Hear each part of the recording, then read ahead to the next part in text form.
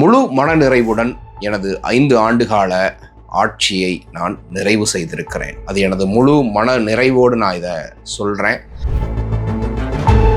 234 தொகுதிகளில் இருக்கக்கூடிய அனைத்து மக்களுக்கும் நான் எனது நன்றியை தெரிவித்துக் கொள்கிறேன். குறிப்பாக எடப்பாடி பழனிசாமி அவர்களுக்கும் எனது நன்றியை நான் தெரிவிச்சுக்கிறேன் அப்படின்னு கடைசி சட்டசபை கூடுதல் இந்த அரசினுடைய இறுதி கூடுகையில் முதல்வர் ஸ்டாலின் அவர்கள் நன்றியோடு அவரது உரையை நிறைவு செய்திருக்கிறார். அந்த சட்டமன்றம் நிறைவு செய்திருக்கிறது. கடந்த 5 ஆண்டுகளில் ஸ்டாலின், டிஎம்கே, தமிழ்நாடு எதை அச்சீவ் பண்ணது?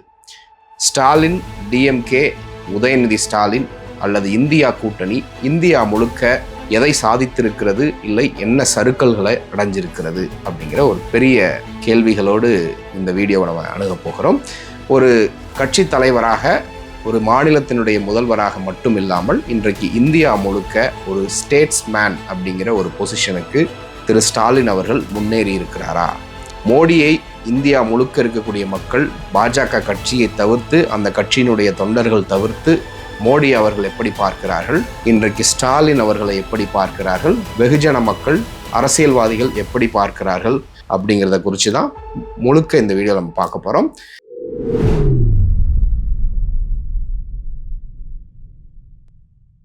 கோபாசை நண்பர்களுக்கு வணக்கம். வீடியோக்குள்ளே போகிறதுக்கு முன்னாடி சேனலை மறக்காமல் சப்ஸ்கிரைப் பண்ணிடுங்க. இந்த வீடியோவை லைக் பண்ணிவிட்டு உங்கள் கருத்துக்களை மறக்காமல் கமெண்ட் செக்ஷனில் பதிவிட்டுருங்க. 2021 திமுக வெற்றி பெற்று ஆட்சியை அமைக்கிறது. திரு முதல்வர் ஸ்டாலின் அவர்கள் முத்துவேல் கருணாநிதி ஸ்டாலின் எனும் நான் அப்படிங்கிற வார்த்தையோடு அவருடைய முதல்வர் பதவியை ஏற்றுக்கொள்ளுகிறார். மிகப்பெரிய அளவில் எதிர்பார்க்கப்பட்ட ஒரு பதவியேற்பு விழாவாகவே அது அமைஞ்சது அப்படிங்கிறத பார்க்குறோம். தேர்தலுக்கு முன்பு இருந்தே பல்வேறு விதமான கருத்து கணிப்புகள்லேருந்து இன்டர்னல் சர்வேவாக இருக்கட்டும், உளவுத்துறை சர்வே, மக்களுடைய கணிப்பு வரைக்க திரு ஸ்டாலின் தலைமையிலான திமுக கூட்டணி தான் வெற்றி பெற்று 2021 ஆட்சி அமைக்கும் அப்படின்னு சொல்லியிருந்தாங்க. அதற்கு காரணம், எதிர்க்கட்சி தலைவராக ஸ்டாலின் அவர்கள் இருந்த பொழுது எந்த அளவுக்கு களத்தில் செயல்பட்டார், கொரோனா காலகட்டங்களில் எப்படி செயல்பட்டார். ஸ்டாலின் அவர்களுடைய ஆளுமை பண்புக்கு மிகச்சிறந்த உதாரணம், கொரோனா காலகட்டங்களில் எதிர்க்கட்சி மீட்டிங்களை நடத்தி ஆலோசனை பண்ணி சில முடிவுகளை எடுக்கணும்னு ஒரு ஆலோசனை கூறுறப்ப அன்றைக்கு முதல்வராக இருந்த எடப்பாடி பழனிசாமி அவர்கள் ஒரு கருத்தை சொல்றார். ஸ்டாலின் என்ன டாக்டரா, இதெல்லாம் எங்களுக்கு அறிவுரை கூறதுக்கு, எங்களுக்கு அதெல்லாம் தெரியும் அப்படின்னு சொன்னவர் தான் எடப்பாடி அவர்கள். அதே ஸ்டாலின் அவர்கள் எப்படி எடப்பாடி அவர்களுக்கு பதிலடி கொடுத்தார், எந்த விதமான ஒரு முதிர்ந்த தன்மையோடு அதற்கு பதிலடி கொடுத்தார். அவர் முதல்வராக வந்ததற்கு பின்பும் எதிர்க்கட்சி தலைவரையும் அந்த கட்சியினுடைய எம்எல்ஏக்களையும் எவ்வாறு நடத்தினார் அப்படிங்கிறத பார்த்து தான் தமிழ்நாடு மக்கள் இன்றைக்கு ஸ்டாலின் அப்படிங்கிற ஒரு நபரை, ஒரு திமுக கட்சியின் தலைவர் அப்படிங்கிறத தாண்டி, தமிழ்நாடு மாநிலத்தினுடைய முதல்வர் அப்படிங்கிறத தாண்டி ஒரு ஆளுமையாக, ஒரு ஸ்டேட்ஸ்மேன் அப்படிங்கிற ஒரு பொசிஷன்ல மக்கள் பார்க்க தொடங்கி இருக்கிறாங்க அப்படிங்கிறத பார்க்க முடியுது. 2021 திரு ஸ்டாலின் அவர்கள் முதல்வராக பதவி ஏற்கிறப்ப எடப்பாடி பழனிசாமி அவர்களுக்கு இருந்த மாதிரியான ஒரு சொபிஸ்டிகேஷன் கிடையவே கிடையாது. இன்ஃபேக்ட் அதிக வயதுடைய ஒரு அதிகமான வயதான ஒரு முதல்வர் அப்படிங்கிற கேட்டகரியில தான் ஸ்டாலின் அவர்கள் ஆட்சிக்கே வருகிறார். என்னதான் 50 ஆண்டுகால அரசியல் அனுபவம் இருந்தாலும், அவங்க அப்பா முதல்வராக இருந்தாலும், பல சொபிஸ்டிகேஷன் இருந்தாலும், அவர் அந்த முதல்வர் பதவிக்கு வருவதற்கு இத்தனை ஆண்டு காலமாச்சு. அவர் வந்த நேரமும் பார்த்தீங்கன்னா கொரோனா காலகட்டம், அதுவும் 2வது அலை பீக்கில் இருக்கு. எந்த உலகம் முழுக்க விடை தெரியாமல் இந்த பிரச்சனையை எப்படி சமாளிக்கணும் அப்படிங்கிற இது தெரியாம அல்லால் பட்டுக்கிட்டு இருந்தாங்க. அந்த நேரத்தில் இவர் ஆட்சிக்கு வருகிறார். அந்த கொரோனா காலகட்டங்களையும் பல விமர்சனங்களையும் தாண்டி மிகச்சிறப்பாக கையாண்டார் அப்படிங்கிறதுல மாற்று கருத்தே இல்லை அப்படிதான் சொல்லணும். ஏன்னா எடப்பாடி பழனிசாமி அவர்கள் மாதிரியோ இல்லை ஜெயலலிதா அவர்கள் மாதிரியோ நிச்சயமாக இந்த கருத்தை ஒப்பிட்டு தான் பேசணும். ஏன்னா அவங்க 2 பேர் மாதிரியோ ப்ரோ ஆக்டிவா சிறப்பாக ஸ்டாலின் அவர்கள் செயல்பட்டார். அதில் முக்கியமாக சொல்லக்கூடியது என்னன்னா, தடுப்பூசி ஒன்றிய அரசு விடுவிக்காமல் இருக்கிறப்ப குளோபல் டெண்டரை இவரே அனௌன்ஸ் பண்ணி வெளிநாடுகள்ல இருந்து இறக்குமதி செய்து நான் தடுப்பூசியை கொடுக்கறதுக்கு தயங்க மாட்டேன்னு அதற்கான முயற்சிகளிலும் ஸ்டாலின் அவர்கள் ஈடுபட்டார். செங்கல்பட்டுல இருந்த ஒரு ஆராய்ச்சி, ஒன்றிய அரசு ஆராய்ச்சி நிறுவனத்தில் நீங்கள் தடுப்பூசியை மல்டிப்ளை பண்ணலாம், சோர்ஸை கொண்டு வந்து அங்கே வந்து தயாரிக்கலாம் அப்படின்னு பல்வேறு விதமான ஐடியாக்களை ஒன்றிய அரசுக்கும் கொடுத்தாங்க. எஃபெக்டிவ் அட்மினிஸ்ட்ரேஷன் கோயம்புத்தூரில் வச்சு பார்த்தீங்கன்னா இதே பாஜகக்காரர்கள் கோ பேக் ஸ்டாலின் அப்படின்னு முழக்கம் ட்விட்டரில் ட்ரெண்ட் பண்ணிட்டு இருக்க அதே நேரத்தில் கொரோனா நோயாளிகள் இருந்த அந்த அறைக்கே அந்த ப்ரொடெக்டிவ் சூட் எல்லாம் போட்டுட்டு உள்ளே போய் அதை முறியடிச்சார் அப்படின்றத சொல்லலாம். இவங்க திமுக ஸ்டாலின் அவர்கள் அரசியலே பண்ணலையா, அவர்கள் மீது விமர்சனமே இல்லைன்னா 1008 விமர்சனங்கள் இருக்கு. இன்றைக்கு 5 ஆண்டுகளை நிறைவு செய்திருக்கிறார். இன்னைக்கு பார்த்தீங்கன்னா எடப்பாடி ஆட்சி காலகட்டங்களில் அவர் எதுலெல்லாம் சொதப்புனாரு அப்படின்னு சொன்னால் மனதில் ஞாபகம் இருக்கிற வரைக்கும் பல்வேறு விஷயங்களை சொல்லலாம். தூத்துக்குடி துப்பாக்கி சூட்ல இருந்து பல விவகாரங்களை சொல்லலாம். டிஎன்பிசியில் வட மாநிலத்தவருக்கு அனுமதி கொடுத்ததுலேருந்து ஆர்எஸ்எஸ் ஊர்வலம் உள்ள வந்ததுலேருந்து இது மாதிரி பல்வேறு காரியங்களுக்கு எடப்பாடி என்னெல்லாம் பண்ணாரு அப்படின்னு நினைவு கூர்ந்து சொல்லலாம். ஆனால் இன்றைக்கு ஸ்டாலின் அவர்களுக்கு இந்த ஆன்டி இன்கும்பன்சி ஃபேக்டர் அப்படிங்கிறதோ இல்லை ஒரு பிளாக் ரிமார்க் மாதிரியோ டக்குன்னு நினைவில் வச்சு சொல்கிற அளவுக்கு இல்லாத அளவுக்கு இவர்கள் மீடியா மேனேஜ்மெண்ட்ல இருந்து ஹெட்லைன் மேனேஜ்மெண்ட்ல இருந்து ஒரு ப்ரோ இன்கும்பன்சியை வந்து எப்படி இன்க்ரீஸ் பண்ணுறது அப்படிங்கிறதுல வரைக்கும் மிக சிறப்பாக ஸ்டாலின் அவர்கள் செயல்பட்டிருக்கிறார் அப்படிங்கிறத தான் பார்க்குறோம். ஸோ 2021 கொரோனா, அதுக்கப்புறம் பார்த்தீங்கன்னா பெரிய அளவுக்கு தமிழ்நாடு முழுக்க வெள்ளம் வருகிறது. அதை தொடர்ந்து 2022, 23, 24 வரைக்கும் பெரிய அளவுக்கு அந்த நவம்பர் டிசம்பர் காலகட்டங்களில் சென்னை அப்புறம் குறிப்பிட்ட கடலோர மாவட்டங்களில் மிகப்பெரிய வெள்ளம் சேதாரங்கள் புயல் அப்படின்னு வருது. அதையும் எஃபெக்டிவாக டேக்கிள் பண்ணுறாங்க. இது எல்லாத்தையும் மீறி மிகப்பெரிய அளவில் அதை எதிர்த்து பெர்மனன்ட் சொல்யூஷன் கண்டுபிடிக்கணும்னு பல குழுக்களையும் அமைக்கிறாங்க. சென்னையில் வந்து அடிக்கடி வெள்ளம் வருது, அடிக்கடி வந்து தண்ணி தேங்கி நிற்குதுன்னு இறையன்பு ஐஏஎஸ் அவர்களுடைய சகோதரர் தலைமையில் ஒரு குழுவையும் அமைக்கிறாங்க. இது மாதிரி பல்வேறு குழுக்கள் பள்ளிகளில் சாதிய மோதல்களை தடுக்கிறதுக்கு மாணவர்கள் மத்தியில் இருக்கக்கூடியதை கண்டுபிடிச்சு அதை நிரந்தரமாக தீர்ப்பதற்கு நீதிபதி சந்துரு அவர்களுடைய தலைமையில் ஒரு குழு அமைக்கிறார். ஏன் இன்னைக்கு இப்போ இந்த கடைசி சட்டமன்றத்தில் வந்து ஒரு விஷயத்தை தாக்கல் பண்ணியிருக்கிறாங்க. மாநில அரசு மற்றும் ஒன்றிய அரசுக்கு இடையில் இருக்கக்கூடிய உறவுகள் அதை குறித்து ஆராய்ந்து அறிக்கை கொடுக்கிறது குரியன் ஜோசப் அப்படிங்கிற உச்சநீதிமன்ற தலைமை நீதிபதி அவருடைய தலைமையில் ஒரு குழு அமைச்சு அதற்கான தீர்மானங்களையும் கொண்டு வராங்க. ஸோ இது மாதிரி பல்வேறு விவகாரங்களில் ஸ்டாலின் அவர்கள் மிகச் சிறப்பாக செயல்பட்டுக்கிட்டு இருக்கிறாரு. ஒரு சாதாரண மாநில முதல்வர் அப்படிங்கிற அந்தஸ்தை தாண்டி இந்தியா முழுக்க பல திட்டங்களுக்கு பயன்பெறுகிற வகையில் இவர் முன்னோடி திட்டங்களை கொண்டு வந்திருக்கிறார் அப்படிங்கிறத பார்க்குறோம். 2021 ஆட்சிக்கு வந்தவர் கொரோனா, அதுக்கப்புறம் மழை, வெள்ளம், புயல் போன்றவற்றையும் தாண்டி ஒரு முக்கியமான சேலஞ்சை ஃபேஸ் பண்ணது என்ன அப்படின்னா 2021 பதவியை விட்டு வெளியே போன எடப்பாடி பழனிசாமி அவருடைய நிர்வாகம் எந்த அளவுக்கு தமிழ்நாட்டினுடைய நிதி நிலைமையை வந்து சீர்கேடாக வச்சிருந்தாங்க அப்படிங்கிறத குறித்து பிடிஆர் பழனிவேல் தியாகராஜன் அவர்கள் நிதி அமைச்சராக இருந்தப்ப பல்வேறு விவகாரங்களில் அதை சுட்டி காட்டியிருக்கிறாரு. சட்டமன்றத்தில் வந்து வெள்ளை அறிக்கையவே வெளியிட்டார். அந்த அளவுக்கு படுமோசமான சூழ்நிலையில நிதி நிர்வாகம் பண்ணியிருக்கிறாங்க எடப்பாடி பழனிசாமி அவருடைய ஆட்சியில்.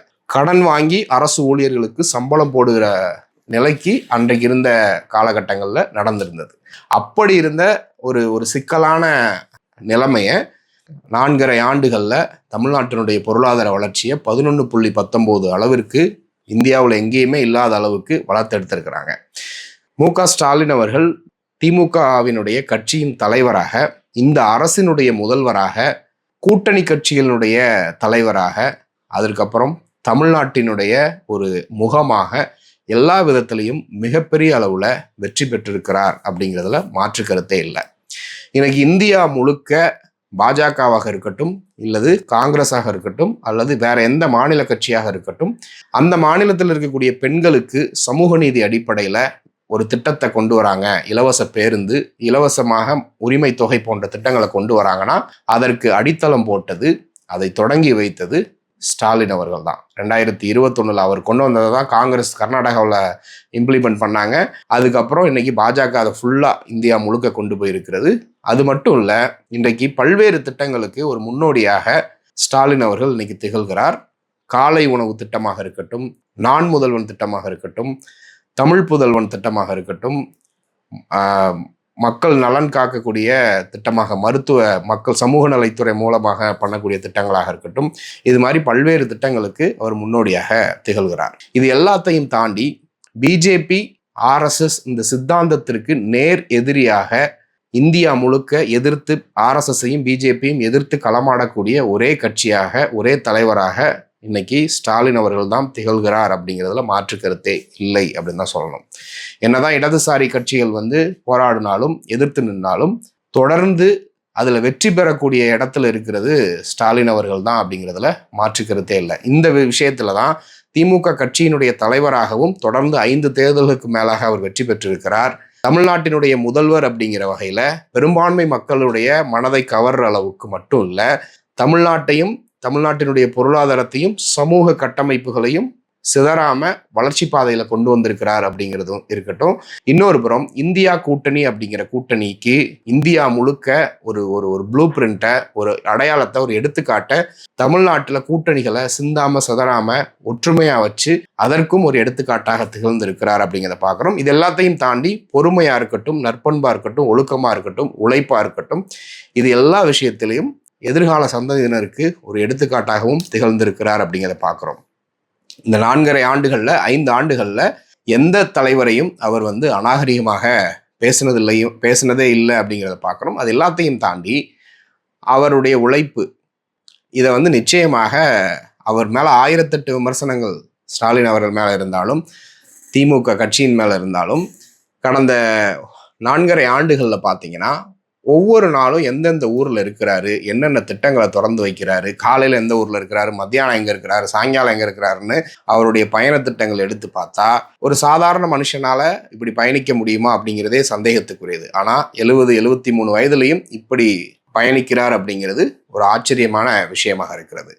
இந்த திமுக அரசின் மீது விமர்சனமே இல்லையா, குறைகளே இல்லையா, 100% இவர்கள் நல்லது மட்டும்தான் செஞ்சிருக்காங்களா அப்படின்னு பார்த்தீங்கன்னா எந்த அரசாலையும் அப்படி பண்ண முடியாது, எந்த நபராலையும் அப்படி பண்ண முடியாது. 1008 குறைகள் இவங்க மேலேயும் இருக்குது. 1008 விஷயங்கள், வேங்கை வயல் விஷயத்திலிருந்து இன்னும் பல விஷயங்களை திமுக அரசின் குறைகளாக சொல்லலாம்.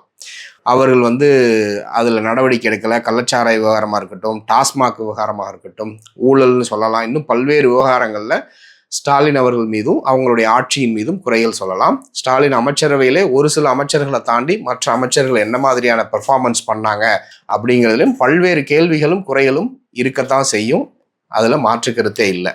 ஆனால் இது எல்லாத்தையும் மீறி என்ன மாதிரியான அச்சீவ்மெண்ட்டை இவங்க பண்ணியிருக்கிறாங்க, இந்தியா முழுக்க என்ன அச்சீவ்மெண்ட் பண்ணியிருக்கிறாங்க, பெரிய அளவுக்கு பாஜக எந்த அசுர பலத்தோடு இருக்கிறது, விசாரணை அமைப்புகள் பணம் வச்சிருக்கிறாங்க, தமிழ்நாட்டுக்கு நிதி கொடுக்கறதில்ல, கல்வி நிதி கொடுக்கறதில்ல, பேரிடர் நிதி கொடுக்கறதில்ல, மெட்ரோக்கு நிதி கொடுக்கறதில்ல, அதை தாண்டி அட்மினிஸ்ட்ரேஷனுக்குள்ள என்னெல்லாம் இடைஞ்சல் கொடுக்க முடியுமோ, கவர்னரை வச்சு என்னெல்லாம் இடைஞ்சல் கொடுக்க முடியுமோ எல்லா இடைஞ்சலையும் கொடுக்குறாங்க. இருக்கிறதுலே கலைஞர் கருணாநிதி அவர்கள் அவருடைய ஆட்சி காலத்தில் அவர் எதிர்கொள்ளாத பல்வேறு பிரச்சனைகளை நிர்வாக ரீதியாகவும் அரசியல் ரீதியாகவும் ஸ்டாலின் அவர்கள் எதிர்கொண்டிருக்கிறார். அவருடைய குடும்பத்துக்குள்ள அமலாக்கத்துறையை வச்சு என்னெல்லாம் பண்ண முடிகிற அளவுக்கு ட்ரை பண்ணியும் மக்கள் மத்தியில் அவருடைய பேரை டேமேஜ் பண்ணுறதுக்கு என்னெல்லாம் பண்ணணுமோ, அண்ணாமலை ஒரு பக்கம், சீமான் ஒரு பக்கம், எடப்பாடி பழனிசாமி ஒரு பக்கம், ஆளுநர் RN ரவி ஒரு பக்கம், இப்படி சுற்றி எல்லா பக்கத்துலையும் பிரச்சனைகளை வச்சுட்டும் இவ்வளவு சாதனைகளை செஞ்சுருக்கிறாங்க. அப்படிங்கிறது தான் திரு ஸ்டாலின் அவர்களை ஒரு அரசியல் தலைவரை தாண்டி தமிழ்நாட்டினுடைய முகமாக, தமிழ்நாட்டினுடைய தலைவராக, ஒரு ஸ்டேட்ஸ்மேனாக கொண்டு நிப்பாட்டி இருக்கிறது அப்படிங்கிறது தான் இதில் முக்கியமான விஷயமா பார்க்க முடிகிறது.